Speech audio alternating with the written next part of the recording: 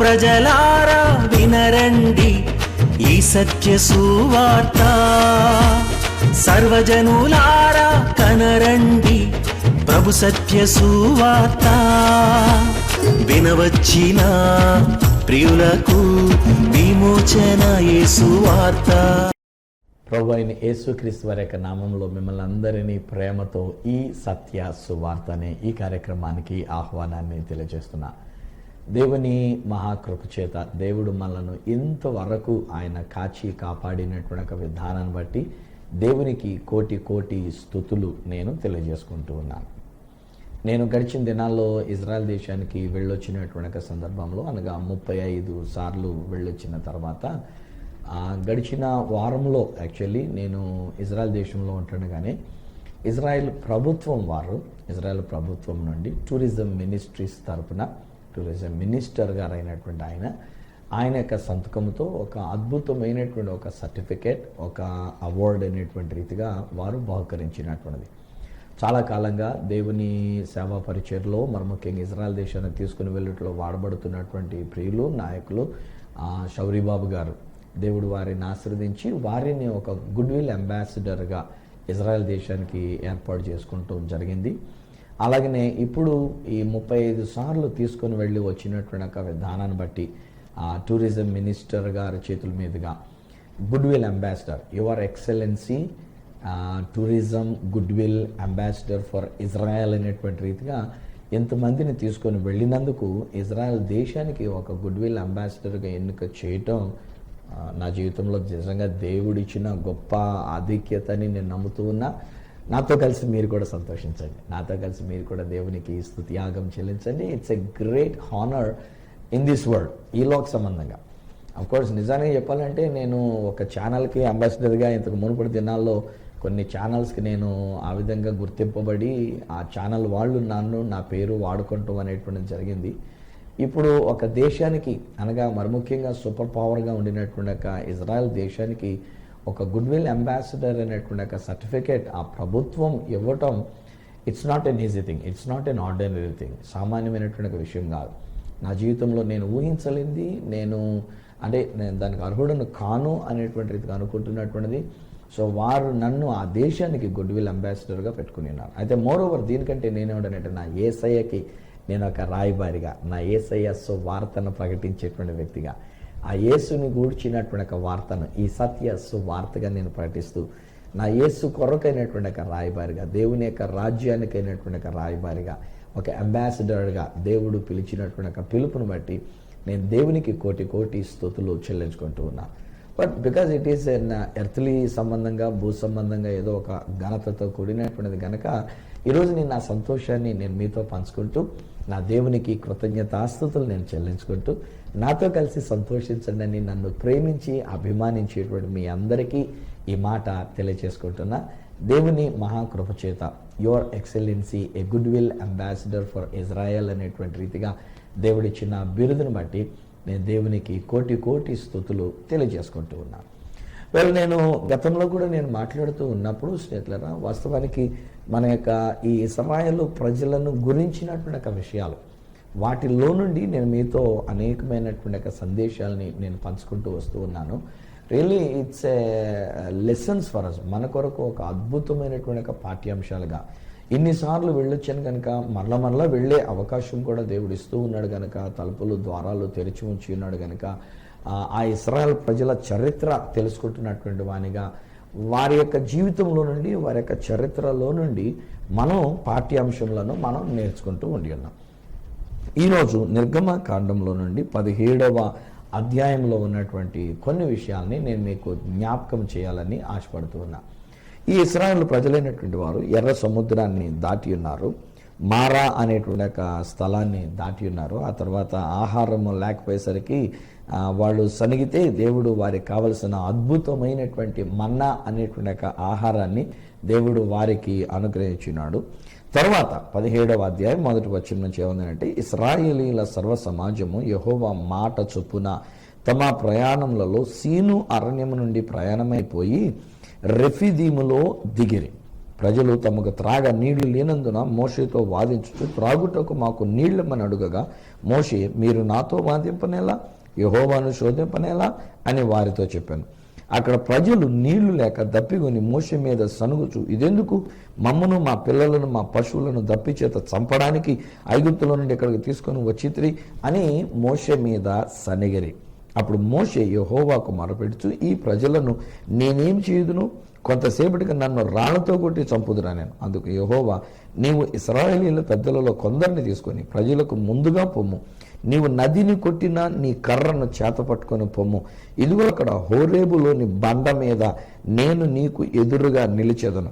నీవు ఆ బండను కొట్టగా ప్రజలు త్రాగుటకు దానిలో నుండి నీళ్లు బయలుదేరునని మోషేతో సెలవీయగా మోషే ఇశ్రాయేలీయుల పెద్దల కన్నుల ఎదుట అలాగున చేశాను. వారికి నీళ్లు వచ్చినాయి. వాళ్ళందరూ కూడా సమృద్ధిగా ఆ నీళ్లు త్రాగిరి. ఫ్రెండ్స్, న్యాచురల్గా మనం ఆలోచన చేద్దాం. కొన్ని లక్షల మంది ప్రజలైనటువంటి వాళ్ళందరూ కలిసి ఐగుప్తు దేశం నుంచి విడుదల పొంది వచ్చిన్నారు. ఎర్ర సముద్రాన్ని వాళ్ళు దాటి ఉన్నారు. దాటిన తర్వాత కూడా మారా అనేటువంటి ఒక చేదైన నీళ్లు కనబడితే ఆ చేదైన నీళ్లను దేవుడు మధురమైన నీళ్లుగా చేసి ఉన్నాడు. ఈలోగా వారికి ఆహారం లేకపోతే ఆహారాన్ని గురించి మొరపెట్టినప్పుడు, సనిగినప్పుడు దేవుడు వారికి పరలోకపు దేవదూతలు తినే ఆహారాన్ని, మన్నా ఇదేంటి అని ప్రశ్న వేసుకునేటువంటి ఒక మన్నా అనే ఆహారాన్ని దేవుడు వారికి ఆహారంగా తినడానికి ఇచ్చినారు. బై ద బై, నేను చెప్తూ ఉన్నాను, మరలా కూడా నేను చెప్తున్నాను స్నేహితులారా, మనం తినే అన్నం షుగర్కి కారణం. సో వీలైనంత మటుకు అన్నం తగ్గించండి. తెల్ల బియ్యంతో అన్నం వండుకొని కుప్పలాగా పెట్టుకొని తినడం తగ్గించండి. కూర తినండి, కూరగాయలు తినండి బాగాను, అవసరమైతే పచ్చివే తినండి. ఒకవేళ లేదంటే ఉడకబెట్టుకొని కాస్త సాల్ట్ అలాంటిది కలుపుకొని వాటిని తినండి, ఆరోగ్యానికి మంచిది. మనం ఈ దక్షిణ భారతదేశంలో అన్నం ఎక్కువగా తినటం వలన ఈ రోజుల్లో చాలామంది లేక ప్రతి ఒక్కరూ కూడా షుగరు, బీపీ అనే వ్యాధులతో బాధపడుతూ ఉన్నారు. నేను ఆ ఇశ్రాయేలు గురించి నేను చదివినప్పుడు వారు తిన్న మన్నాను బట్టి బైబిల్ గ్రంథంలో వ్రాయబడిన మాట ఏముందనంటే, వారిలో నీరసం కలిగినటువంటి వాడు, నిస్సత్తువ కలిగినటువంటి వాడు, శక్తి లేకుండా ఉండినటువంటి వాళ్ళు ఒక్కడు కూడా లేరంట. అఫ్కోర్స్ మధ్యలో రాలిపోయింది ఎందుకనంటే వారి నోటి మాట, వారి మాట పలికినటువంటిది, మేము సావడానికి తెచ్చావా, మేము ఎక్కడ చచ్చిపోతే బాగుండిపోను, మేము ఎక్కడ చచ్చిపోతాము, ఇలాంటి మాటలు వారు మాట్లాడుతూ వచ్చారు కనుక తిరుగుబాటు చేసి దేవుని మీద సనిగారు కనుక వారి సనుగుడును బట్టి, వారి మాటలను బట్టి వాళ్ళు ఆ అరణ్యంలో రాలిపోవడం, చనిపోవడం జరిగింది తప్ప నీరసంతో చచ్చిపోయిన వాళ్ళు లేరు. అంటే దేవుడిచ్చినటువంటి యొక్క మన్నా అనేటువంటిది అంత అద్భుతమైన ఆహారం. అలాగనే ఇప్పుడు నీళ్లు లేక మరలా సనగడం మొదలుపెట్టారు. ఫ్రెండ్స్, ఈరోజు నేను మీకు కూడా చెప్తున్నాను, చాలామంది మన యొక్క జీవితంలో మనం చేసేటువంటి యొక్క విషయాలు ఏంటంటే, ఏదైనా కాస్త కష్టం వచ్చిందనంటే, ఏదైనా కాస్త ఇబ్బంది వచ్చిందనంటే, ఏదైనా ఒక లోటు వచ్చిందనంటే వెంటనే దేవుని మీద సనిగేస్తూ ఉంటాము, వెంటనే దైవ సేవకుల మీద సనిగేస్తూ ఉంటాము. ఆయన ప్రార్థన చేసినా మాకేం జరగలేదండి, ఎంతమందితో మేము ప్రార్థన చేయించుకున్నాం, ఏమీ జరగలేదండి. ఏం చేశాడండి దేవుడు? మాకు కనీసం నీళ్ళైనా త్రాగడానికి ఇవ్వలేదండి, మాకు ఉండడానికి అయినటువంటి సరైన ఇల్లు మాకు ఇవ్వలేదండి, మాకు కావాల్సిన మంచి జీతాలు మాకు ఇవ్వలేదండి, మంచి ఉద్యోగం మాకు ఇవ్వలేదండి. ఈలాగున్న సనుగుడే సనుగుడు. ప్లీజ్ అండి, చేతులు జోడించి నేను మనం చేస్తున్నాను. నా ప్రియ స్నేహితులారా, నన్ను అభిమానించేటువంటి నా ప్రియమైన సహోదర సహోదరులారా, మీతో నేను చెప్పే మాట ఏంటంటే, please don't murmur against God. దేవునికి విరోధంగా సనగవద్దు, దేవునికి వ్యతిరేకంగా మాట్లాడవద్దు, దేవుడు ఏం చేశాడు అన్నట్టుగా అనవద్దు. ఆ దేవుడు మనకి ఏమైనా చేయడానికి ఆయన సిద్ధంగా ఉండి ఉన్నాడు. ఈరోజు ఉదయకాలం నేను వాక్యం ధ్యానం చేస్తున్నప్పుడు వచ్చినటువంటి ఒక మాట ఏంటంటే, దేవుడు దుష్కార్యము చేయుట అసంభవము, దేవుడు అన్యాయము చేయుట అసంభవము. దేవుడు ఎప్పుడు న్యాయాన్నే చేస్తాడు, దేవుడు ఎప్పుడు మంచినే చేస్తాడు. మీకు ఏం లోటు ఉందో నిజాన్ని చెప్పాలంటే మీరు అడక్కముందే ఆయనకి తెలుసు. మీకు ఏ ఇబ్బందులు ఉన్నాయో అది ఆయనకి తెలుసు. నా దేవుని యొక్క వాక్యం చెప్తున్న మాట ఏమంటాడంటే, మనం వేడుకొనక మునుపే దేవుడు మన అక్కరలను ఎరిగిన దేవుడు. ఏమండి, మన తల్లిదండ్రులుగా ఉన్నాం, మన బిడ్డలైనటువంటి వారికి ఏం కావాలో మనకు తెలియదా? వాళ్ళు అడిగితేనే కానీ మనం ఇవ్వా. ఉపవాసాలుండి కన్నీటితో వచ్చి, డాడీ దయచేసి నాకు ఇది ఇవ్వండి డాడీ, అమ్మా మమ్మీ నాకు ఇది ఇవ్వండి మమ్మీ అని ఏడుస్తేనే మనం ఇస్తామా? నిజానికి చెప్పాలంటే మంచి తల్లిదండ్రులుగా ఉన్నటువంటి మనం, భూ సంబంధమైనటువంటి తల్లిదండ్రులుగా ఉండినటువంటి మనం, మన బిడ్డలు అడక్కముందే వారికి కావలసిన డ్రెస్సులు కొంటున్నాము, బట్టలు కొంటూ ఉన్నాము, వాళ్ళకి కావలసిన వస్తువులు ఇస్తూ ఉన్నాము, మొబైల్ ఫోన్ కొంటూ ఉన్నాము, బైక్ కొంటూ ఉన్నాము, వాళ్ళకి కావాల్సింది ఏదేది అవసరం ఉందో అవన్నీ మనకు శక్తికి మించినప్పటికీ ఒక్కొక్కసారి నేను కొందరు జీవితంలో చూస్తూ ఉంటాను. నిజానికి వాళ్ళకి పెద్ద రాబడే ఉండదు, వాళ్ళకి పెద్ద డబ్బులు అనేటువంటివి లేవు, వాళ్ళు జీవనం గడపడమే చాలా కష్టం, ఏ రోజుకి ఆ రోజు ఆహారం వండుకొని తినడమే కష్టం. అయినా కానీ వాళ్ళ యొక్క బిడ్డలు వేసుకున్నటువంటి డ్రెస్సులు చూస్తే ఒక్కొక్కటి 3,000 రూపాయలు ఖరీదు పైన ఉండేటువంటివి. వాళ్ళు వాడేటువంటి యొక్క ఫోన్లు చూస్తుంటే 10,000 రూపాయలకి పైన ఖరీదైనటువంటి యొక్క ఫోన్లు వాడుతూ ఉంటారు. ఎలా వస్తుంది? తల్లిదండ్రులు అనేటువంటి వాళ్ళు వాళ్ళ కడుపు కట్టుకొని ఆ బిడ్డల కొరకు ఏదోటి కొనాలి, ఇవ్వాలి, వాళ్ళ సంతోషపరచాలి, వాళ్ళ అక్కర్లు తీర్చాలని భూ సంబంధమైన తల్లిదండ్రులమైనటువంటి మనమే ఎంత మనసు కలిగి ఆ బిడ్డల కొరకు చేస్తుందంటే మన దేవుడు మన అవసరతలు తీర్చడా, మన దేవుడు మన అక్కర్లను తీర్చడా? But the problem is Israel చేసిన పని ఏంటంటే ప్రతి విషయానికి వాళ్ళు సనగటమే వాళ్ళకి తెలుసు, గొనగటమే తెలుసు, వ్యతిరేకంగా మాట్లాడటమే వాళ్ళకి తెలుసు. అందుకే ఈరోజు మీకు నేను తెలియజేస్తున్నా, please don't murmur against God. దేవునికి విరోధంగా మీరు సనగొద్దు. నేను సనగను. నేను చాలాసార్లు బాధపడుతుండేవాడిని, కారు లేకుండా ఉన్నానేంటి ప్రభువా, సరైన వాహనం లేకుండా నా బ్రతికేంటి ప్రభువా, ఇలాగ అనుకునేవాడు. వెంటనే బుద్ధి వచ్చి తింటూ అనుకునేవాడిని, ప్రభువా ఐఎమ్ సారీ నైనా, కారు లేకుండా అనుకున్నాను, లేకపోతే పలాంది లేకుండా అనుకున్నాను, చేతిలో డబ్బులు కూడా లేకుండా అనుకున్నాను, ఎలాగ అసలు బ్యాంకులో కనీసం ₹1 లేకుండా ఉంటుంది, నేను బిల్స్ కట్టాలంటే ఎక్కడి నుంచి వస్తాయి డబ్బులని టెన్షన్ పడుతూ వచ్చాను అని. దానికి బదులు దేవుడు ఏమని కోరుతున్నాడు? నన్ను వర్షిప్ చేయండి, నన్ను సేవించండి, నన్ను పూజించండి, నన్ను ఆరాధించండి, నన్ను ప్రేమించండి, అంతే చాలు. I know what to give you.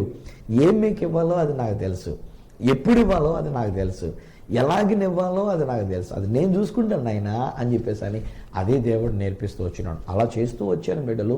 ఈరోజు కూడా నేను గుండెమే చేసుకొని నేను చెప్పగలిగినటువంటి ధైర్యంతో కూడిన మాట ఏంటంటే నా దేవుడే నా ప్రతి అవసరత తీరుస్తున్నాడు. ఎప్పుడు నేను చేచాపి అయ్యా నాకు కానుకలు పంపించండి, నాకు విరాళాలు పంపించండి, టీవీ ప్రోగ్రామ్ కొరకు నాకు కానుకలు పంపించండి అని నేను ఎప్పుడు అడగలేదే.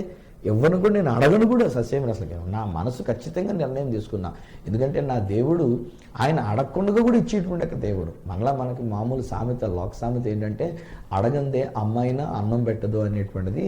ఇది లోక సంబంధమైన సామెత. అవును, లోక సంబంధమైన అమ్మ కనుక అడిగితేనే కానీ ఒక్కొక్కసారి అన్నం పెట్టకపోవచ్చు. నిజానే చెప్పాలంటే అడగకుండానే అమ్మ అన్నం పెడుతుంది. మనకి ఎప్పుడు ఆకలిస్తుందో తెలిసినటువంటి అమ్మ మనకు అన్నం పెడుతుంది. మనం అడగకుండానే మనకు వడ్డించి మన కొరకు సిద్ధం చేసి మనకు భోజనం టేబుల్ మీద పెట్టి, వరే నాయన అక్కడ పెట్టాను తినరా నీకు ఆకలేసినప్పుడు అని చెప్పేసి అని అంటారు. కానీ సామెత ప్రకారంగా అయితే ఏమంటారంటే అడగందే అమ్మ అయినా అన్నం పెట్టదు. కానీ నా దేవుడు అమ్మ కంటే మించినటువంటి దేవుడు, నాన్న కంటే మించినటువంటి దేవుడు. నా దేవుడు నా ప్రతి అవసరతను ఆయన తీర్చగలిగినటువంటి దేవుడు. ఎలా తీరుస్తాడు ఆయన? ఇప్పుడు అక్కడ వీళ్ళందరూ కలిసి మోషే మీద సన్నిగారంటాడు, దెబ్బలాడుకుంటూ వచ్చారంటాడు, గొడవాడుతూ వచ్చారంటాడు. ఆయన ఎలాంటి మాట్లాడినారంటే మమ్మల్ని చంపడానికి తీసుకొచ్చారంటే మీరు ఎక్కడికి? ఆ ఐగుప్తు దేశంలో మాకు సమాధులు లేవని ఐగుప్తు దేశం నుంచి ఇక్కడ తీసుకొచ్చి మమ్మల్ని చంపడానికా మీరు ఇక్కడ తీసుకుని వచ్చింది, మేము చావడానికా అనేటువంటిదిగా ఇలాగొని ఇష్టం వచ్చినట్టు మాట్లాడడం మొదలు పెట్టారండి వాళ్ళు.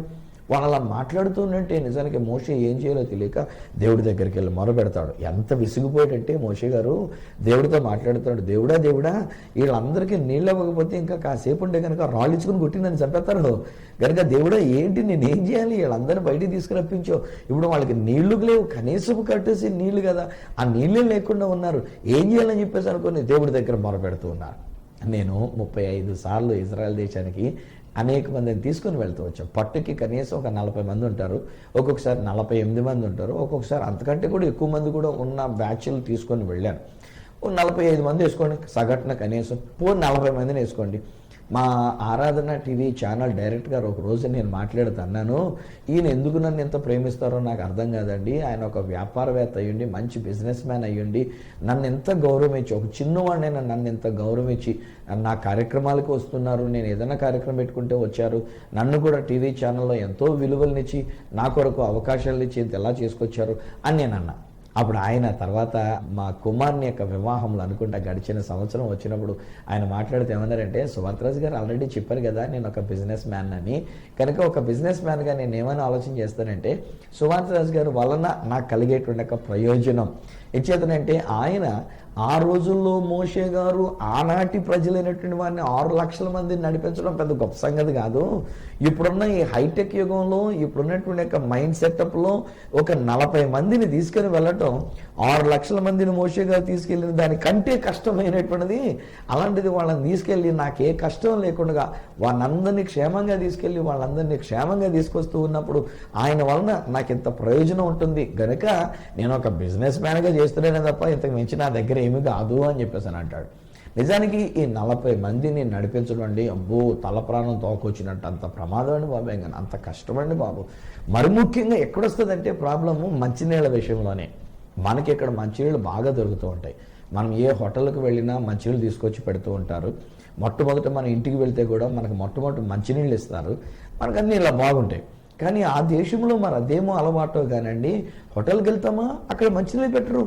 మన వాళ్ళందరూ కోప్పడిపోతుంటారు నా మీద. ఇదేం హోటల్ అండి, 5 స్టార్ హోటల్స్ అంటారు, 4 స్టార్ హోటల్స్ అంటారు, 3 స్టార్ హోటల్స్ అంటారు, స్టార్ హోటల్స్ అని చెప్పేసి అని అంటారు, ఇక్కడ కనీసం మంచినీళ్ళు పెట్టట్లేదు అని నా మీద కేకలేస్తారు. నేనేం చేయను చెప్పండి, నేను కూడా కేవలం వాళ్ళు ఏమైతే అరేంజ్ చేసిన ప్రకారంగా తీసుకెళ్ళడం తప్ప నాకెక్కడ ఉంటుంది, నాకేముంటుంది. ఒక్కొక్కసారి ఏమవుతుందంటే జోర్డాన్ దేశంలోని, ఈజిప్ట్ దేశంలోని 2 లీటర్ల బాటిల్ ఇస్తారు ఇంకా మంచినీళ్ళు. ఇజ్రాయెల్ దేశంలోనేమో 6 లీటర్ బాటిల్స్ ఓపెనిస్తూ ఉంటారు. ఇది ఎక్కడండి, ఒక 1/2 లీటర్ బాటిల్ ఇచ్చారు. అరే నాయన కంగారు పడుకుంటారు బాబు, పొద్దుట ఒకటి సాయంకాలం ఒకటి 1 లీటర్ బాటిల్ అన్ని టీవీలో మేము అడ్వర్టైజ్మెంట్ చేసిన ప్రకారంగా మీకు ఖచ్చితంగా నీళ్ళు ఇస్తాం. ఒక్కొక్కసారి మేము సాయంకాలం అయ్యేసరికి బస్ దిగేసి గబగబా వెళ్ళిపోయిన తర్వాత అప్పుడు అడుగుతారు, అయ్యా మంచినీళ్ళు వేయండి. అరే నేను కూడా మర్చిపోయాను ఆయన, ఎన్ని పనుల ఒత్తిడి మీద మీరు ఎవరైనా ఒక మాట జ్ఞాపకం చేసుకుంటుంటే మన సీసాలు వాటర్ బాటిల్స్ అన్నీ కూడా బస్సులోనే కింద ఉండిపోయినాయి కదా, ఇప్పుడు బస్సు పార్కింగ్లోకి ఎక్కడికో వెళ్ళిపోయింది, ఇప్పుడు నేను ఎక్కడి నుంచి తీసుకొచ్చి ఇవ్వగలని చెప్పేసానంటే నా మీద ఎంత కోపపడతారండి వాళ్ళు, ఎంత కేకలేస్తారండి. కానీ ఆ దేశంలో ఆ యొక్క హోటల్స్లో సాధారణంగా ఈవెన్ బాత్రూంలో మనకు నీళ్ళు వస్తాయి, వేరే చోట నీళ్లు షింక్ అనేటువంటి రీతిగా ఉండదు. బాత్రూంలోనే ఒక షింక్ ఉంటుంది, ఆ షింక్ దగ్గర ఒక బాటిల్ ఈ యొక్క గ్లాసులు స్టెరిలైజ్ చేసినటువంటి ఒక గ్లాసులు పెడతారు. నేను చెప్తున్నప్పటికీ నాయన ఒకవేళ అర్ధరాత్రి ఇక్కడ మీకు దాహం వేస్తే కనుక ఆ నీళ్లు త్రాగొచ్చు, ఒకవేళ వేడివేడిగా త్రాగుతారంటే ఎడపక్కకి తిప్పుకుని పైకి లేపితే వేడి నీళ్ళు వస్తాయి కనుక, సో కాచిన నీళ్ళు లాగా అలాంటి నీళ్లు కూడా మనం త్రాగొచ్చు, అవి మంచివే, నేను ఎన్నోసార్లు త్రాగానని చెప్పిన. అబ్బి ఆ బాత్రూంలో నీళ్ళు తాగమంటారా చిచి అని చెప్పేసి అంటూ ఉంటారు.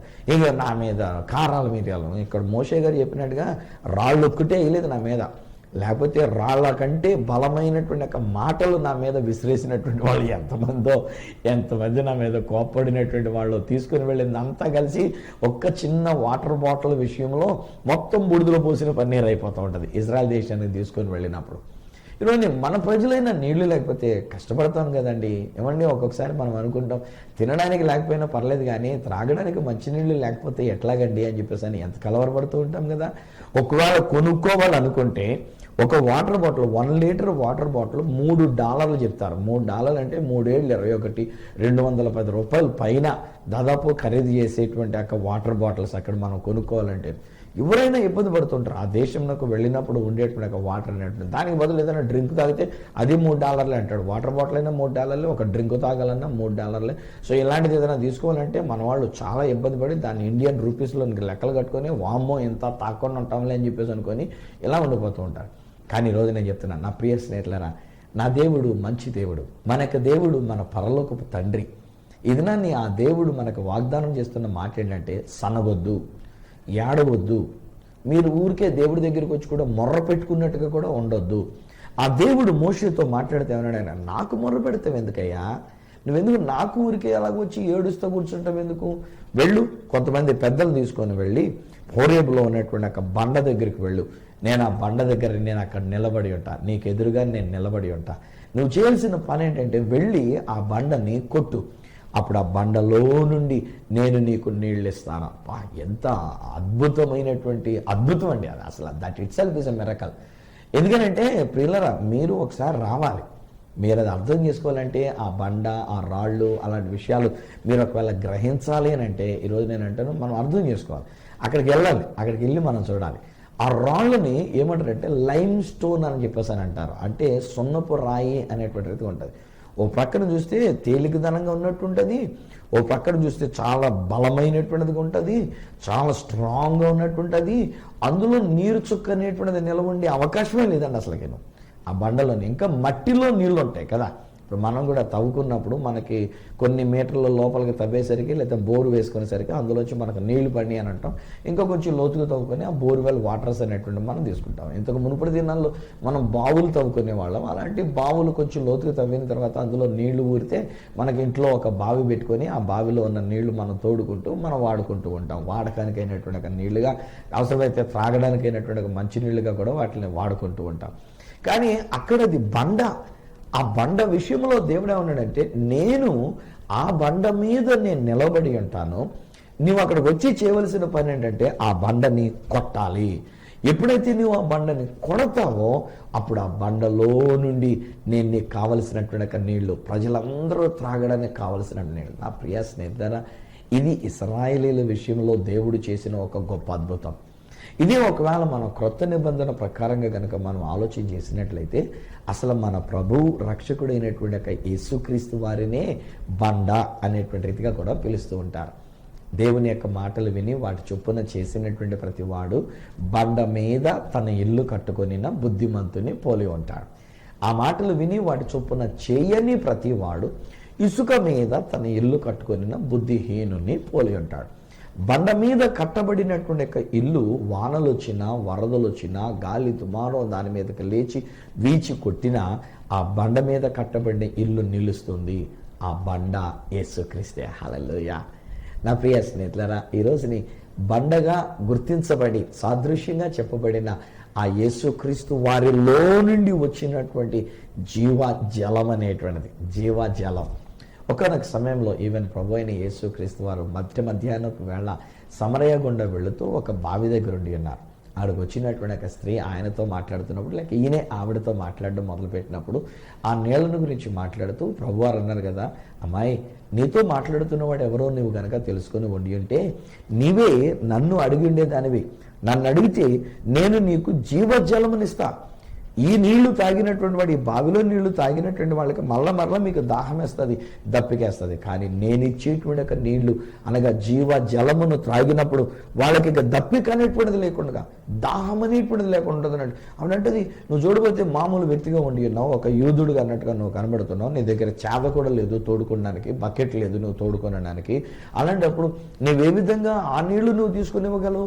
పైపెచ్చు నువ్వు ఇచ్చేటువంటి ఒక నీళ్లు జీవజలం అంటున్నావు, అదేంటో నాకు కూడా కొంచెం ఇవ్వ అనేటువంటి రీతిగా ఆశతో ఆమె అడుగుతుంది.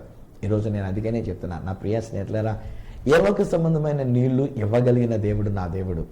ఏలోక సంబంధమైన ఈ జలము కంటే మించిన జీవ జలాన్ని ఇవ్వగలిగినటువంటి వాడు నేను ప్రకటిస్తున్న ఈ ప్రభువైన యేసుక్రీస్తు వారు. సనగొద్దు, గొనగొద్దు, ఏడవద్దు, గొడవ పెట్టుకోవద్దు, గొళ్ళు చేసుకోవద్దు.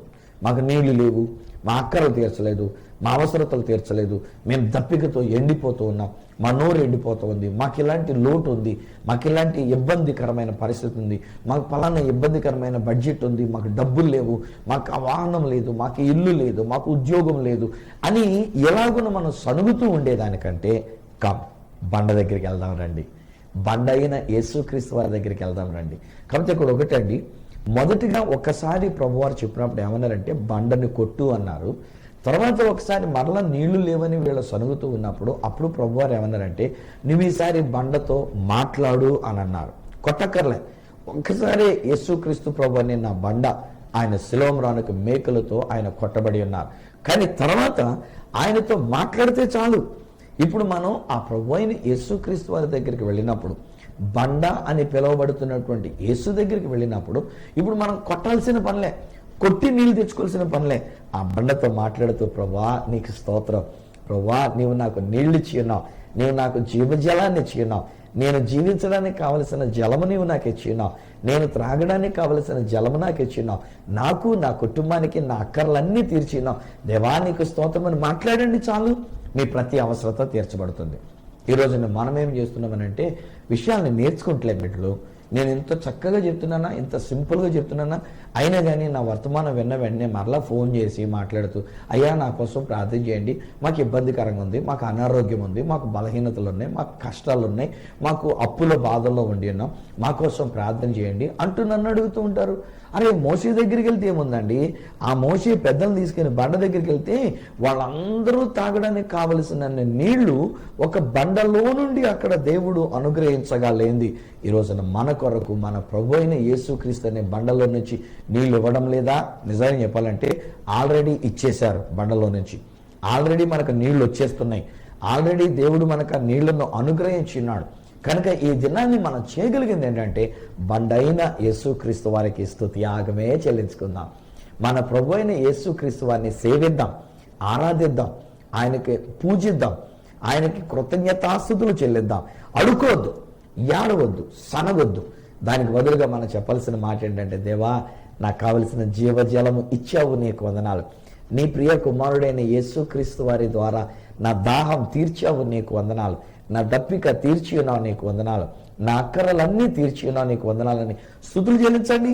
ఈవెన్ దిస్ మార్నింగ్, ఈ ఉదయకాల సమయంలో కూడా నాతో కలిసి మీరు అట్లా దేవుని స్తుతిస్తూ ఉంటుండగా, ఈ రోజు ఏది అవసరమో మీరు చెప్పనక్కర లేకుండా ఎరిగిన నా దేవుడు ఈరోజు మీ ప్రతి అవసరతను ఆయన తీరుస్తున్నాడు. కావలసిన దాహాన్ని తీరుస్తున్నాడు. కావలసిన అన్ని మంచినీళ్ళు మీకు ఇస్తున్నాడు. గ్లాసుడు ఇవ్వలే, 1 లీటర్ బాటిల్ 2 లీటర్స్ బాటిల్ కింద ఇవ్వలే. ఆయన చేస్తుంది ఏంటంటే సమృద్ధిగా కావలసినంత జీవ జలాన్ని దేవుడు మనకు అనుగ్రహిస్తున్నాడు. ప్రార్థన చేసుకుందామా, అనగా ప్రభుని స్తుతిద్దామా? నాతో ఏకీభవించండి. మనం అందరం కలిసి దేవునికి మన యొక్క స్తుతి యాగాన్ని చెల్లించుకుందాం. పరిశుద్ధుడు అయిన మా ప్రభువా, మా తండ్రి, నీకు వందనాలు, నీకు స్తోత్రాలు. ఈరోజు నీ మా అవసరతలు నీవు ముందుగానే ఎరిగిన దేవుడు. మేము మానవ మాతృలాగా ఇతరులకు లాగా మేము ఏడుస్తూ ఉండవలసిన పని లేదు. లేకపోతే మేము ఇతరులకు లాగా నీ దగ్గరకు వచ్చి సనగాల్సిన పని లేదు. వ్యతిరేకపు మాటలో మేము పలకాల్సిన అవసరం లేదు. మేము చేయాల్సిందే నిన్ను పూజించడం, నిన్ను సేవించడం, నిన్ను ఆరాధించడం. ఎప్పుడైతే నిన్ను ఇలాగున్న సేవించి ఆరాధిస్తూ ఉంటామో మా దేవా, నువ్వు తప్పక మా ప్రతి అవసరత తీరుస్తూ ఉన్నారు. నిజాన్ని చెప్పాలంటే తీర్చి ఉన్నారు. 2000 సంవత్సరాల క్రితమే బండగా పరిగణించబడిన యేసుక్రీస్తు ప్రభువారు మా కొరకు ఈ లోకంలోనికి వచ్చి ఆయన శిలువ మ్రాను దగ్గరికి వెళ్ళినప్పుడు మాకు కావలసిన జీవ జలాన్ని మీరు ఇచ్చినారు. మేము తాగడమే, ఆ జీవ జలాన్ని మేము తీసుకోవడమే నాయన. మీరు ఇచ్చినటువంటి జీవజలమును త్రాగి మా దప్పిక తీర్చుకోవడమే, మేము జీవించేటువంటి జలమును కలిగి ఉండి నిన్ను స్తుతించి నిన్ను గణపరచడమే మేము చేయగలిగినటువంటి పని. అలాంటి కృప ఈ బిడ్డలకు నేను విడుదల చేస్తున్నా. వీరక్కరలన్నీ తీర్చబడను గాక. వారు ఏడవనక్కర్లేకుండా, వారు సనగనక్కర్లేకుండా, వారు నిన్ను సేవిస్తూ ఉంటుండగా వారి ప్రతి దాహము తీర్చబడునుగాక. జీవ జలముతో వారు తృప్తిపరచబడుదురుగాక. వారి అక్కరలన్నీ కూడా తీర్చబడి వారు నిన్ను సేవించుదురుగాక. డాడీ, ఈ కుటుంబాన్ని నీ చేతులు పెడుతున్నారు. బహుశా ఒకరు వ్యాధితో ఉండి ఉన్నారేమో నాయన, ఆర్థిక ఇబ్బందుల్లో ఉండి ఉన్నారేమో నాయన, ఏ సమస్యలతో నలిగిపోతూ ఉండి ఉన్నారో నాయన, లేక పాపమును బట్టి వారు చేసినటువంటి అతిక్రమములను బట్టి నీకు దూరం అయిపోయి ఎండిపోయినటువంటి నోరుగా నాన్న, నోరు ఎండిపోయినటువంటి స్థితిలో ఒకవేళ ఎలాంటి ఇబ్బందికరమైన పరిస్థితిలో ఉండి ఉన్నారో ఈ దినాన్ని నీ యొక్క జలముతో వారిని నింపి వారిని శుద్ధిపరచి వారి యొక్క పాప దోషములను క్షమించి నీ బిడ్డలుగా వీరిని అంగీకరించమని నేను ప్రార్థిస్తున్నా. క్షమించండి నాయన, నీ కృప వీరిపై కృమరించండి. నీ జీవ జలముతో వీరిని నింపి నడిపించండి. ఈ కుటుంబాన్ని అంతటినీ నేను దీవిస్తూ ఈ బిడ్డలను ప్రత్యేకంగా నాయన ఈ రోజు ఈ నా కార్యక్రమాన్ని చూస్తున్న ఈ బ్రదర్ని లేక ఈ సిస్టర్ గారిని నీ చేతులకు నేను అప్పగించుకుంటూ జీవ జలము వారి మీద నేను ప్రక్షాళన చేస్తూ యేసు నామమున ప్రార్థించి పొంది ఉన్నాము తండ్రి, ఆమేన్. తండ్రి, కుమార, పరిశుద్ధాత్మలను దేవదేవుని దీవెన ఆశీర్వాదం ఆయన బిడ్డలముగా మనకు మరి ముఖ్యంగా మీ కుటుంబానికి అంతటికి తోడయుండి మీ దాహమును తీర్చి మిమ్మల్ని సహాయం చేసి నడిపించును గాక. ఆమేన్, ఆమేన్. వెల్ స్నేహితులారా, దేవుడు మీ దాహాన్ని తీర్చి ఉన్నాడు. ఇక మీదట మీరు దప్పిగొనే ప్రజలు కారు. ఒకవేళ ఎప్పుడైనా దప్పిగా అనిపిస్తే బంధనబడిన యేసుక్రీస్తు దగ్గరికి రండి. ఆయన దగ్గర జీవ జలాన్ని త్రాగండి.